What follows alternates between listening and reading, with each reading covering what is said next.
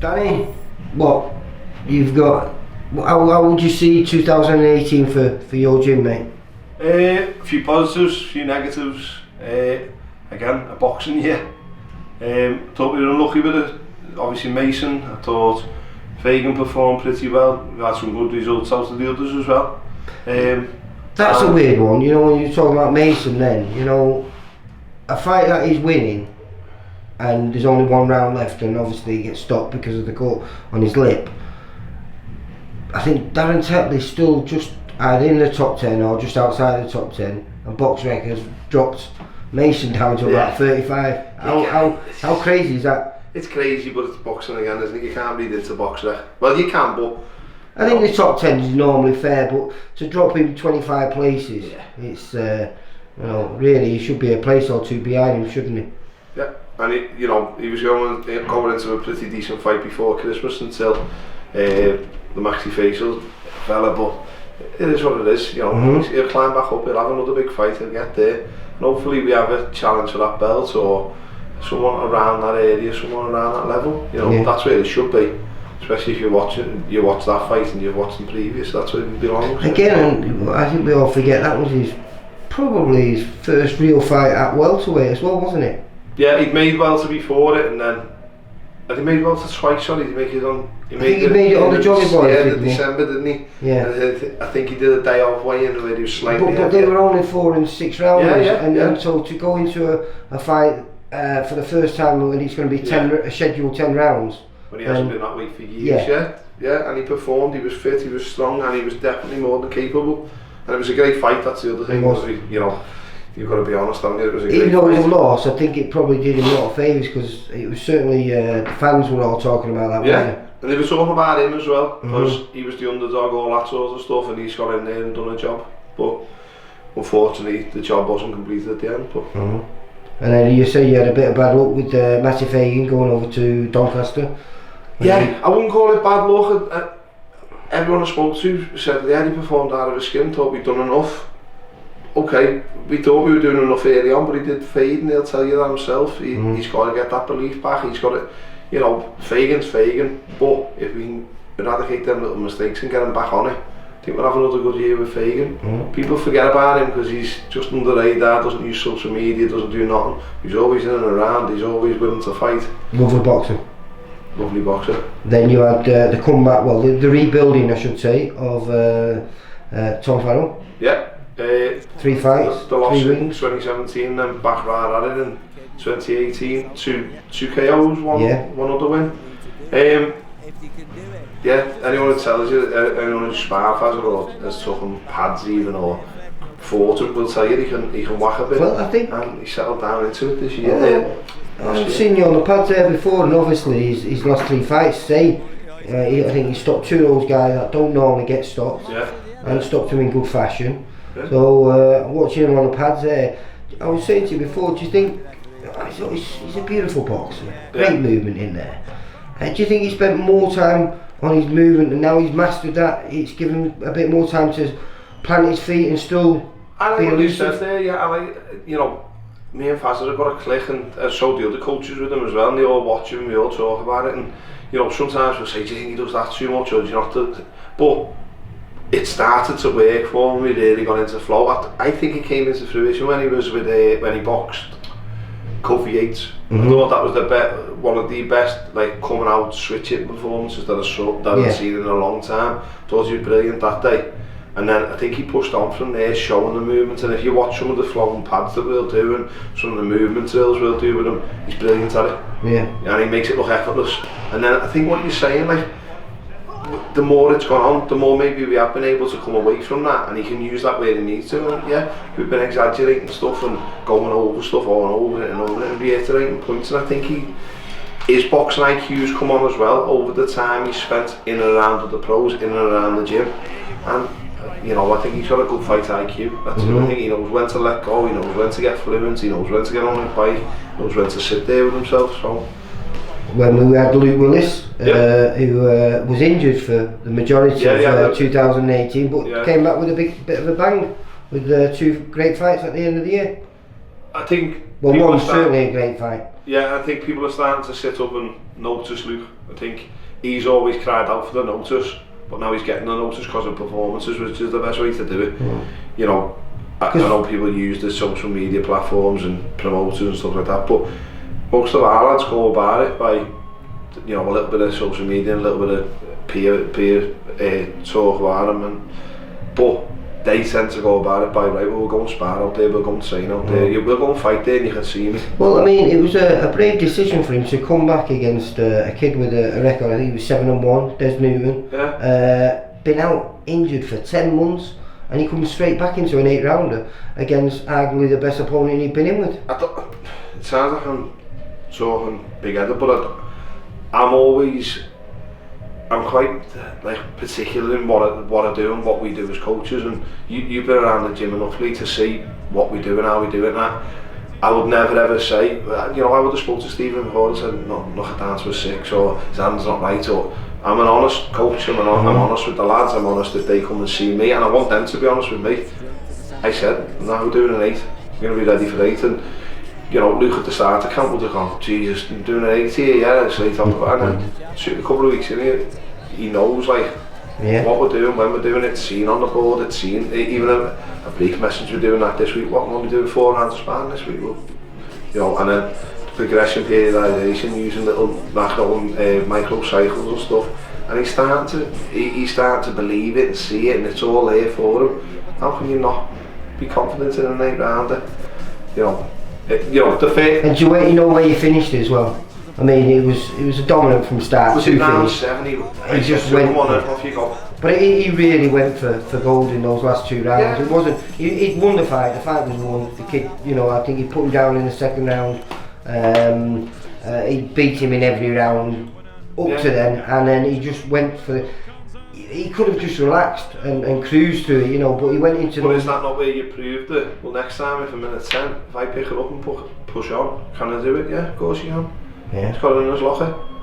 Right. That's what you should have in your locker over the longer rounds. I'm just going to change the battery, 1 second. Yeah, so we just finished on Luke, and we've talked about Tom McGuinness. As good a year as it was, it obviously finished on a little bit of a low for him. Yeah, I think there's a few issues we need to sort out towards the end of the year, but that was still a decent fight. It was, you know, it was a loss, but did he show a few things? Yeah, he did, but he showed a few other things that we're working on. We talked about after it, and there's a few issues with him himself and a fight he didn't need to take. A fight he certainly didn't need to take. Since he turned over, him and a couple of the others are the same. Well, they're all willing to fight, but he said to me, I want to be in fights early. And I remember him saying it from, I think it was after the 2nd fight, I want to be in fights.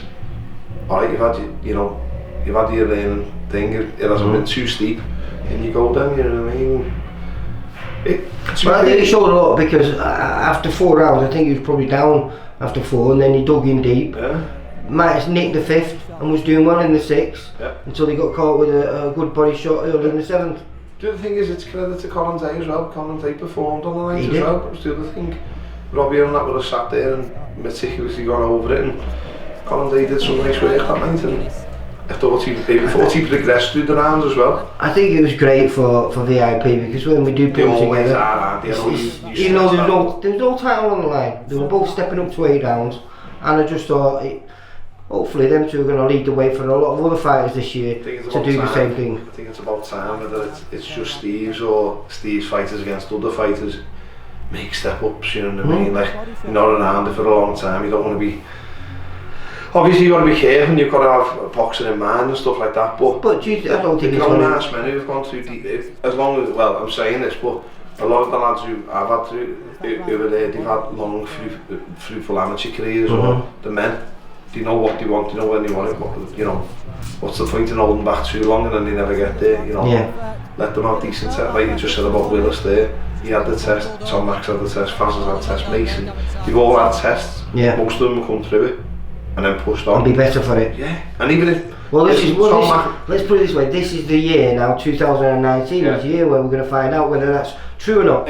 Well, it is true in terms of they have come through it, a lot of them have come through it, whereas Tom Mac has had a loss, so he will now, with the lads and with us, will come through it, and you know he will. Yeah. He's capable, if if you'd seen him before it, you know he's capable, you've seen him, he's done it. But let's go and do it at that level again and push on, you know what I mean? He went in England international for nothing. So, we've now got a new addition who I've just been filming today, Tom Simpson. Yeah. You can probably see from the footage and the lads talking about him, and he was sparring a good kid in Rennie as well. He's a nice lad, and he's a very skillful lad, he's nice to watch. It was a good spar, but Simo's talked about in the city anyway. Everyone knows about Simo, you know. He's a big, in my eyes, he's a big talent. He's as talented as anyone else in the gym, and he will show it. He will show it. He's got that in him. He'll show it, and I think it'll be a nice 2019. I think people are like, oh, who's he then? He'll take, you know. I'll follow him. I enjoyed what I've seen today. I can imagine you liking him as well, because he's got everything, hasn't he? He's got everything in his locker. He's got a punch, he's got a solid base, he's got lovely movement when he needs to. But he's a bit of a unit, and you're telling me that on the day weigh-ins, you think eventually he'll be a super lightweight. You can't say, can you? No, I can, mate, I can. You only have to stand him next to Faz or Mulcahy or someone like that, and you know he'll be super you forget how big Tom is as well at the weight. You forget how big Faz is, you forget how big Ryan is. And Mason's come down from light middle to welter. With proper training, proper food, he'll make like welter. And this is what this place is renowned for now. It's developing a bit of a reputation for it is, getting guys in good shape and at the right weight. It is, but we've also got a good set of lads. We've also got a knowledgeable group of lads who are adults and mature. They treat each other with respect. They treat us with respect. And when they do it right, it's easy. It's the ones who don't do it right that make themselves hard, makes it hard there for themselves. We spoke about Tom before, about having a good rebuilding year. Now he's already off to a bang. He's fighting, I think, on the 23rd of February down at the Devonshire, where he's topping the bill there. And then hopefully... He's topping the bill now, is he? He's topping the bill. He's doing a 6 round. I think most of the lads, it's learning fights for all of them. Oh, is he? Joe Watley, I haven't actually looked at that yet. Obviously I've paid attention to Faz and just got Faz. There's a couple of people making the debut on there, and there's a couple of people who've had 1 or 2 fights. I think Adam Farrell's on there. Is he? His namesake. Who's an exciting fighter. He's very good. Very good, So hopefully... lovely lad. He's from the St. James Rennie, and he's so good lads, well schooled, and they're a good firm and what. So he's starting back there on the 23rd, and then he's on the big show in Liverpool on the 30th at the is it the M&S Arena now? So what, I had to Google it. Honestly. It's the Echo, isn't it? Yeah, it'll forever be the Echo in Liverpool. For about the next 20 years until it's always the Echo. Well, no, it'll change its name, and then people start calling it the M&S one again. No chance, that's always the Echo. There's loads of them in Liverpool. He's going down there. You know, people still say, oh, you're in Bogan's Carpets. Bogan's Carpets hasn't been here for 15 years. You know, that's where I do it. But no, there's loads of ones like that, but it's still the Echo, and Faz is back out then, On a great card. Cracking card. Especially for Liverpool fighters. Yeah, but there's two, well, obviously Jed's on it, but so there's only 2 things that matter for me on that night, you know what I mean? Everything's about Faz and everything's about Jed, so in the lead up to that, I'll probably be... And we don't know, but hopefully that could be a big fight, a real big fight for Faz on there. It could be a title on the line. Now, you know, he's at that level. We know how good he is, everyone's seen how good he is. Alright, he's had 1 loss, he's built from it, he's had 2 KOs last year, he's ready to go again. I think so. I know so. I know so. I can see in his when he spent too much time with him not to know. Because he works with you here, doesn't he, doing the personal training and everything. When he's in, like. Nah, he's a good egg, and listen, if anyone you want around you, he's good, you know, he's good here. He's a great addition. You got all the coaches here, don't you? I mean, we got Kev down there. What's Kev's surname? Kev Moore. And you got one of our, he works really closely with the junior squad, and a lot of the seniors now as well. But he helps out with the pros every day. He's great on the pads. He's great as a person. He's great with all the lads who come through, and all the lads love him as well. Plus, he's a very talented eye, and he's great to have around. Then we've got AZ, who works away on the rigs, but when he's back he jumps in. Mark Hayes, so he's from... Mark used to be down at Venture, didn't he? He was at the Venture, yeah. He's a solid coach. Does he have a cryo lab as well? For don't let me get it wrong, cryo, is it? They all have cryo clinic. Yeah. Is that across the water though? The lads go over the water and see him, Mark looks after them all as well, but he's another great set of hands who comes over and helps when he's back, and he also goes over and helps, leading on to the other coach. Goes over and occasionally helps with Macca's squad at Middle CP. Yeah. Obviously Macca's the other coach involved, so you probably get him in on there. Macca's I love that. Godfather. Yeah, basically. Yeah. He was Mason and Matty's old coach, but he's great with every single one of them. He's a nitpicker. He's a character. Was it Peter Phelan? Peter Phelan. So why Macca? I'll let him tell that another time when you can finally get him in front of your camera. But he's some coach. I can stand there and listen to him all day, one about stories that he's got from the past, who he's worked with, and also can stand there and nitpick with him and have a look at what he's doing, how he's working with someone, and then he'll do the same with me. We'll do the same with Kev. Kev will do it to us. It's a sport where you never stop learning. No, definitely not. I always pull Macca. He loves taking a picture of him. As soon as I write something on the board, he's took a picture of it. You know, if I made a little footwork, what was that? How did he do it? You know what I mean? And then I'll pick his brains about when he's been to this fight and that fight. What did he do? How did he do that? That's how you learn. Best coaches are good robbers, did he say? Yeah. The thing is, there's not too much new in boxing. It's just sometimes you forget things, you know, and then it's just about remembering them. And trying to keep things fresh as well, isn't it? You know, bringing back old things that you've done and you've not done for a while, just to, because you know, punching a bag and punching mitts and sparring. I think the other one that everyone forgets is adaptation. That you adapt to different settings, you adapt to different boxes, you adapt to different... when I'm saying adapt to different boxes, you adapt to a different opponent. As a boxer, you also adapt to your own boxer. So once they've started making little adaptations, how do you progress that? How do you make improvement day in, day out? How do you not get stale? You know, all them little things. Like, people forget all that. People think, this isn't a criticism of other people, but people think, oh, you just go in your coach and you get on with it. But it's a lot more than that, isn't it? It's a lot more. I think if you want to be successful, it is. Yeah. And I think sometimes you can get stuck in ways. You get stuck in a boxer and coach and other people around them, but that's why sometimes it's good for fighters to move, because sometimes you just get stagnant themselves. 100%. You know, 100%. And sometimes some places aren't for people. Some people don't like regime. The other thing people don't like, being told. Well, if you're not going to get told, you're not going to listen, you're not going to do it. There's knock-on effects all the way through. If you're that stubborn, you know, if your game plan's going wrong and we're willing to change it, but you're not, well, who's going to lose? But ultimately you're losing. But there's little things like timekeeping. You're all adults.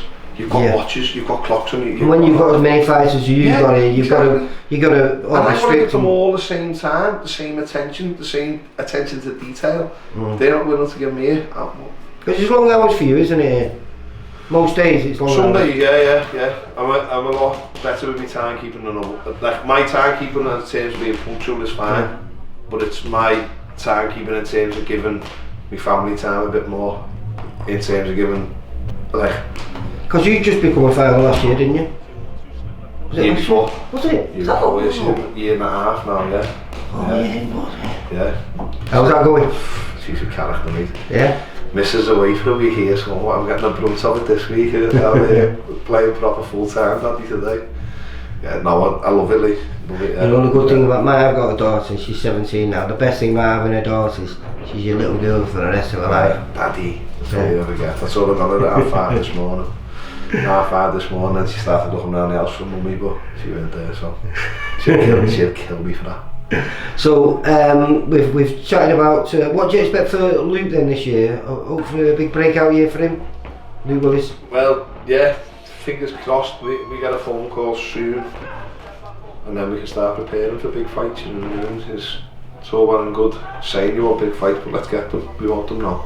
I think the Des Newton fight at the end of last year proves that he's ready for anything, because 10 months out to come back into a fight like that proved he's something a little So bit the other thing, better than the average. No hand injuries, what a flipping a glimpse of his old hand injury. Well, saying that though, that hand injury, ever since he'd been a pro, he was carrying that, wasn't he?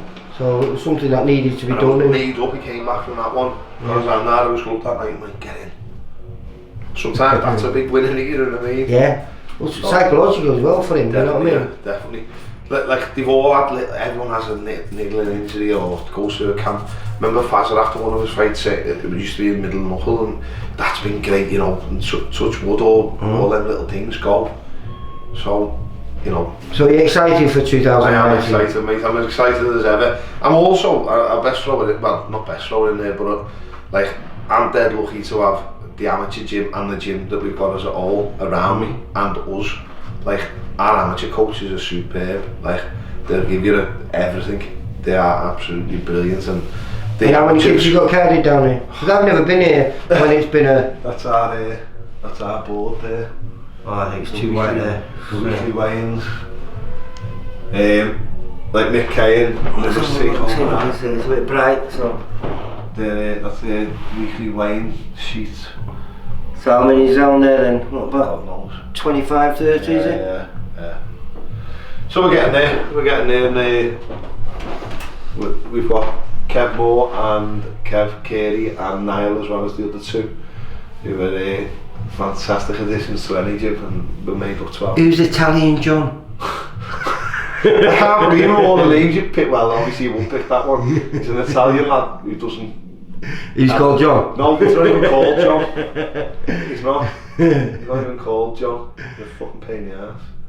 He won't be able to understand that, so we can Nah, he's alright, to be fair. Have you got anyone in the youth? Because the youth championship, I just filmed the North West semi-finals last weekend. Yeah. We've got the finals this weekend. Have you got anyone in Merseyside and Cheshire? We put one in. Unfortunately, he's had to withdraw. Why? But... Will you have anyone going in the elites this year? I think they start in March. Yeah, we'll have one or two going in the elite, yeah. Kate will go in. Anyone that you expect to do well? Kate's been performing really well, to be honest. She was unlucky in her last bout, actually. She boxed. What's her name? Kate Flynn? Kate Flynn, yeah. She boxed at the GB game and got beat on a split. And from what I heard, it was very, very unfortunate, to be honest. So she's a pleasure to train, and she's really talented. It's just, I think this year, if we get it right, we're going to really get it right. So we shall see. What's your take on female boxing? Great. As willing as anyone else, they're as talented as anyone else, and they're as easy to work with as anyone else. As long as, a lot of coaches tell me that they're the easier to work with. But again, why are they easier? What's the... Just because it seems like they have to try harder to get the acknowledgement, you know, and so sometimes they don't use any excuses. What does that say to you about the coach then? I don't know, just sometimes, you know... You were happy to treat them different? Well, maybe not. No, I'm just playing devil's advocate there, but... It's just, you know, it's not everyone's favourite, you know, there's a lot of it. I feel sorry for the teammates, because when you have to spar with some of these girls, especially when they're 13, 14, they're bigger, they're stronger than you, and technically just as good. And so when you're getting your ass kicked off your mates, bad enough, but getting your ass kicked off a girl, it can be very disheartening. But at the same time, if that's what they're there for and they're talented enough, do we? Do we? Have you come across Kate before? No, I've not. She's the same like all the others, you know, and she's as talented as any of the others. Yeah. Just recently, I think over the last, I'd say 4 or 5 years, female boxing is almost unrecognisable to what it was before. Yeah, definitely, 100%. The standard is phenomenal. When they've got the head guards on you and watching them spar, you have to take a second look to find out whether they're a boy or a girl. Definitely. You know, I say it to Stacey Copeland, who's just won the Commonwealth over in Africa. That was right, yeah. And I say to her, I say, oh, you box like a... And I mean it as a compliment, and she goes mad at me. But I say, you box like a man. Because she does, with the head guard on. I can't tell, you know, and it's really so, there's no reason not to be able, you know, for them to box as well as men do. Yeah. But now that isn't the case, is it? No, definitely not. We've actually got 2 lads going in the university championships this weekend, actually down in Wolverhampton. What do you have to qualify? Do you have to be in university? Apparently. Yeah. No. Oh, but do you have to be in university, or do you have you been to university? No, you've got to be in university. You've got to be enrolled on a course, yeah. So looking forward to the results of that. I shall keep you up to date, Lee. Yeah. They're both good, talented lads. So you're predicting an exciting 2019 for the No Limits gym? Amateur squad and gym as a whole, yeah, definitely. Yeah. We shall see. Let's have it. How many pros have we got down there now? 7. 7, but we're missing Mulcahy. We should have spoken about Mulcahy. Yes, because he obviously badly injured, twisted his knee, didn't he? Snapped his knee. Snapped his knee. He's out injured, he's travelling. I can't wait to see Ryan Mulcahy back in the gym. Yeah, I'll be intrigued to see that. Because, you know, the guy who you should have fought was Bilal Rahman, who's now fighting for the WBO European against Enes Brown. Yeah. That's a good fight though. It'll be awkward on the eye at times, but it'll be good. It'll be a good fight. Yeah, sometimes Enes Brown's never looked good, but he's effective because he's never been beat. So, you know, obviously he's doing something right. I think he's got the skills there, Bilal, to win that fight, but he's got a lot going on in his life. He's got you know, a new gym and things like that, so we'll have to see. It's a tricky one for both sides. It's a good fight. It is one of them fights that do look back and bastard that got away. I know. Like, would have been a good night, that, wouldn't it? Ryan's one talented man. I'll tell you that.